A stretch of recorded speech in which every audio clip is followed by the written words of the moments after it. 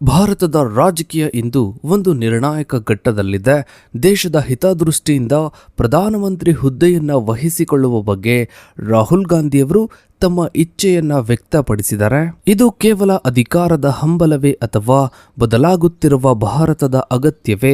ರಾಹುಲ್ ಗಾಂಧಿಯವರ ಈ ಮಹತ್ವದ ಹೇಳಿಕೆಯ ಹಿಂದಿನ ಕಾರಣಗಳು ಮತ್ತು ಅದು ಭಾರತದ ಭವಿಷ್ಯದ ಮೇಲೆ ಬೀರುವ ಪ್ರಭಾವದ ಬಗ್ಗೆ ಒಂದು ವಿಶೇಷ ವರದಿ ಇದೆ, ಬನ್ನಿ ನೋಡ್ತಾ ಹೋಗೋಣ. ಸ್ನೇಹಿತರೆ, ಭಾರತೀಯ ರಾಜಕೀಯದಲ್ಲಿ ರಾಹುಲ್ ಗಾಂಧಿಯವರ ರಾಜಕೀಯ ಪಥವು ಒಂದು ವಿಶಿಷ್ಟ ಮತ್ತು ಸಂಕೀರ್ಣವಾದ ಹಂತವನ್ನ ಬಂದು ತಲುಪಿದೆ. ದಶಕಗಳ ಕಾಲ ಕಾಂಗ್ರೆಸ್ ಪಕ್ಷದ ಪ್ರಮುಖ ನಾಯಕರಾಗಿ, ಆದರೆ ಅಧಿಕೃತವಾಗಿ ಯಾವುದೇ ಸಂವಿಧಾನಿಕ ಜವಾಬ್ದಾರಿಯನ್ನ ಹೊರಲು ಹಿಂದೇಟು ಹಾಕುತ್ತಿದ್ದ ರಾಹುಲ್ ಗಾಂಧಿಯವರು ಇತ್ತೀಚಿನ ವರ್ಷಗಳಲ್ಲಿ ಪ್ರಧಾನಮಂತ್ರಿ ಹುದ್ದೆಯನ್ನ ವಹಿಸಿಕೊಳ್ಳುವ ಕುರಿತು ಪಾಸಿಟಿವ್ ಇಚ್ಛೆಯನ್ನ ವ್ಯಕ್ತಪಡಿಸಿದ್ದಾರೆ. ಇದು ರಾಷ್ಟ್ರ ರಾಜಕೀಯದಲ್ಲಿ ಮಹತ್ವದ ಬೆಳವಣಿಗೆಯಾಗಿದೆ. ಈ ಬದಲಾವಣೆಯು ಕೇವಲ ವೈಯಕ್ತಿಕ ಮಹತ್ವಾಕಾಂಕ್ಷೆಯಲ್ಲ, ಬದಲಾಗಿ ದೇಶದ ಪ್ರಸ್ತುತ ಸಾಮಾಜಿಕ, ಆರ್ಥಿಕ ಮತ್ತು ಪ್ರಜಾಪ್ರಭುತ್ವದ ಮೌಲ್ಯಗಳ ರಕ್ಷಣೆಗಾಗಿ ಅನಿವಾರ್ಯದ ಹೊಣೆಗಾರಿಕೆ ಎಂಬ ನೆಲೆಯಲ್ಲಿ ಕಾಂಗ್ರೆಸ್ ಪಕ್ಷ ಮತ್ತು ರಾಹುಲ್ ಗಾಂಧಿಯವರು ಬಿಂಬಿಸ್ತಾ ಇದ್ದಾರೆ. ಮಾರ್ಚ್ 2026ರಲ್ಲಿ ಹೈದರಾಬಾದ್ನಲ್ಲಿ ನಡೆದ ಜಿಲ್ಲಾ ಕಾಂಗ್ರೆಸ್ ಸಮಿತಿ ಅಧ್ಯಕ್ಷರ ತರಬೇತಿ ಶಿಬಿರದ ಸಮಾರೋಪ ಸಮಾರಂಭದಲ್ಲಿ ರಾಹುಲ್ ಗಾಂಧಿಯವರು ನೀಡಿದ ಸುಳಿವು ಇವರು ದೇಶದ ಹಿತದೃಷ್ಟಿಯಿಂದ ಈ ಮಹತ್ವದ ಜವಾಬ್ದಾರಿಯನ್ನ ಹೊರಲು ಸಿದ್ಧರಾಗಿದ್ದಾರೆ ಎಂಬುದನ್ನು ಪುಷ್ಟೀಕರಿಸುತ್ತಿದೆ. ಸ್ನೇಹಿತರೆ, ರಾಹುಲ್ ಗಾಂಧಿಯವರ ರಾಜಕೀಯ ಪ್ರವೇಶವು 2004ರಲ್ಲಿ ಇವರ ತಂದೆ ರಾಜೀವ್ ಗಾಂಧಿಯವರ ಕ್ಷೇತ್ರವಾಗಿದ್ದ ಅಮೇಥಿಯಿಂದ ಪ್ರಾರಂಭವಾಯಿತು. ಆರಂಭಿಕ ವರ್ಷಗಳಲ್ಲಿ ಇವರನ್ನು ಒಬ್ಬ ಅನಾನುಭವಿ ಅಥವಾ ಅರೆಕಾಲಿಕ ರಾಜಕಾರಣಿ ಎಂದು ವಿರೋಧ ಪಕ್ಷಗಳು ಟೀಕಿಸಿದ್ವು. ಕಾಲಕ್ರಮೇಣ ಇವರ ನಾಯಕತ್ವದ ಶೈಲಿಯಲ್ಲಿ ಗಂಭೀರ ಬದಲಾವಣೆಗಳು ಕಂಡುಬಂದವು. 2014 ಮತ್ತು 2019ರ ಚುನಾವಣೆಗಳಲ್ಲಿ ಕಾಂಗ್ರೆಸ್ ಪಕ್ಷವು ಅನುಭವಿಸಿದ ಹಿನ್ನಡೆಗಳು ರಾಹುಲ್ ಗಾಂಧಿಯವರ ನಾಯಕತ್ವಕ್ಕೆ ದೊಡ್ಡ ಸವಾಲಾಗಿದ್ವು. ಈ ಸೋಲುಗಳ ನಂತರ ಇವರು ಪಕ್ಷದ ಅಧ್ಯಕ್ಷ ಸ್ಥಾನಕ್ಕೆ ರಾಜೀನಾಮೆಯನ್ನ ನೀಡಿದ್ದು ಇವರ ನೈತಿಕ ಹೊಣೆಗಾರಿಕೆಯ ಸಂಕೇತವಾಗಿತ್ತು. ಆದರೆ ನಂತರ 2024ರ ಚುನಾವಣೆಗಳ ಮುನ್ನ ಇವರು ಕೈಗೊಂಡ ಭಾರತ್ ಜೋಡೋ ಯಾತ್ರೆ ಮತ್ತು ಭಾರತ್ ಜೋಡೋ ನ್ಯಾಯ ಯಾತ್ರೆಗಳು ಇವರ ಜನಪ್ರಿಯತೆಯನ್ನ ಮರುಸ್ಥಾಪಿಸುವಲ್ಲಿ ಮತ್ತು ಇವರನ್ನ ಒಬ್ಬ ಪ್ರಬುದ್ಧ ನಾಯಕನನ್ನಾಗಿ ರೂಪಿಸುವಲ್ಲಿ ಪ್ರಮುಖ ಪಾತ್ರವನ್ನೇ ವಹಿಸಿದ್ವು. 2024ರ ಫಲಿತಾಂಶವು ರಾಹುಲ್ ಗಾಂಧಿಯವರ ರಾಜಕೀಯ ಜೀವನದ ಮರುಹುಟ್ಟು ಎಂದು ವಿಶ್ಲೇಷಕರು ಭಾವಿಸುತ್ತಾರೆ. ವಿರೋಧ ಪಕ್ಷದ ನಾಯಕನಾಗಿ ಇವರು ಸಂಸತ್ತಿನಲ್ಲಿ ಮತ್ತು ಸಂಸತ್ತಿನ ಹೊರಗೆ ಸರ್ಕಾರವನ್ನ ಹೊಣೆಗಾರನನ್ನಾಗಿ ಮಾಡುವ ಶೈಲಿಯು ಇವರು ಪ್ರಧಾನಿ ಹುದ್ದೆಯ ಆಕಾಂಕ್ಷೆಯನ್ನು ಕೇವಲ ಅಧಿಕಾರಕ್ಕಾಗಿ ಅಲ್ಲದೆ ಒಂದು ಸಿದ್ಧಾಂತದ ಹೋರಾಟವಾಗಿ ಸ್ವೀಕರಿಸಿದ್ದಾರೆ ಎಂಬುದನ್ನು ತೋರಿಸುತ್ತದೆ. ಸ್ನೇಹಿತರೆ, ಕನ್ಯಾಕುಮಾರಿಯಿಂದ ಕಾಶ್ಮೀರದವರೆಗೆ ರಾಹುಲ್ ಗಾಂಧಿಯವರು ನಡೆಸಿದ ಸುಮಾರು 3,500 ಕಿಲೋಮೀಟರ್ಗಳ ಪಾದಯಾತ್ರೆಯು ಇವರ ರಾಜಕೀಯ ಜೀವನದ ಅತ್ಯಂತ ಪ್ರಮುಖ ಘಟ್ಟವಾಗಿದೆ. ಈ ಯಾತ್ರೆಯು ಇವರ ದೈಹಿಕ ಸಾಮರ್ಥ್ಯವನ್ನು ಮಾತ್ರವಲ್ಲದೆ ಸಾಮಾನ್ಯ ಜನರೊಂದಿಗೆ ಸಂವಹನ ನಡೆಸುವ ಇವರ ಸಾಮರ್ಥ್ಯವನ್ನು ಕೂಡ ಪ್ರದರ್ಶಿಸಿತು. ಈ ಸಂದರ್ಭದಲ್ಲಿ ರಾಹುಲ್ ಗಾಂಧಿಯವರು ನನ್ನ ಮನಸ್ಸಿನಲ್ಲಿದ್ದ ಹಳೆಯ ರಾಹುಲ್ ಗಾಂಧಿಯನ್ನು ನಾನೇ ಕೊಂದಿದ್ದೇನೆ ಎಂದು ಹೇಳಿಕೊಳ್ಳುವ ಮೂಲಕ ತಮ್ಮ ನಾಯಕತ್ವದ ಸಂಪೂರ್ಣ ರೂಪಾಂತರವನ್ನ ಘೋಷಿಸಿದರು. ಈ ಯಾತ್ರೆಯು ಕಾಂಗ್ರೆಸ್ ಪಕ್ಷದ ಕಾರ್ಯಕರ್ತರಲ್ಲಿ ಹೊಸ ಉತ್ಸಾಹವನ್ನ ತುಂಬಿತು ಮತ್ತು ದೇಶದ ವಿವಿಧ ಭಾಗಗಳಲ್ಲಿನ ಜನರ ಸಮಸ್ಯೆಗಳನ್ನು ನೇರವಾಗಿ ಅರ್ಥ ಮಾಡಿಕೊಳ್ಳಲು ಇವರಿಗೆ ಅವಕಾಶ ನೀಡಿತು. ಯಾತ್ರೆಯ ಸಂದರ್ಭದಲ್ಲಿ ಇವರ ಬಾಡಿ ಲ್ಯಾಂಗ್ವೇಜ್ ಗಮನಾರ್ಹವಾಗಿ ಬದಲಾಗಿತ್ತು. ಇವರು ಮಕ್ಕಳೊಂದಿಗೆ ಸಂವಹನ ನಡೆಸುವ ರೀತಿ, ಹಿರಿಯರೊಂದಿಗೆ ನಡೆದುಕೊಳ್ಳುವ ರೀತಿ ಮತ್ತು ಕೃಷಿಕರ ನೋವುಗಳಿಗೆ ಸ್ಪಂದಿಸುವ ರೀತಿ ಇವರನ್ನು ಒಬ್ಬ ಜನಪರ ನಾಯಕನನ್ನಾಗಿ ಬಿಂಬಿಸಿತು.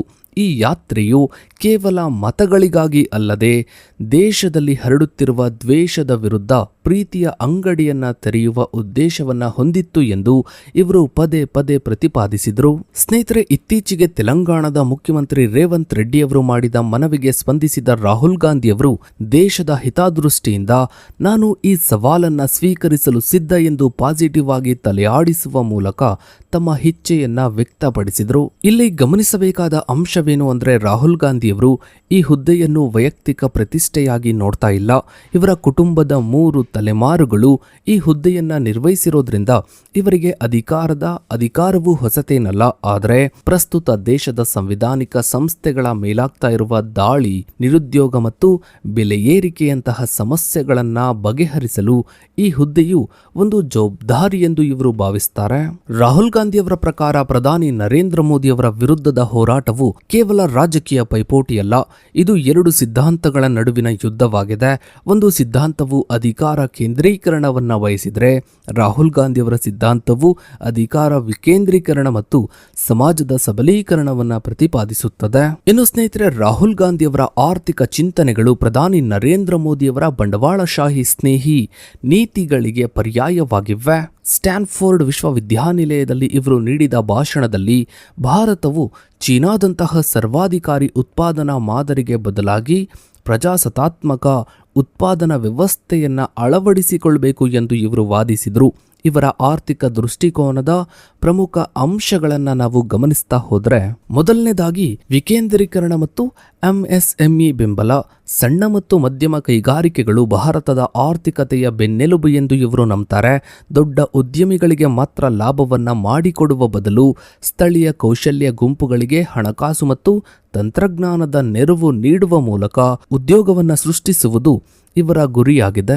ಎರಡನೆಯದಾಗಿ ಡೇಟಾ ಸಾರ್ವಭೌಮತ್ವ.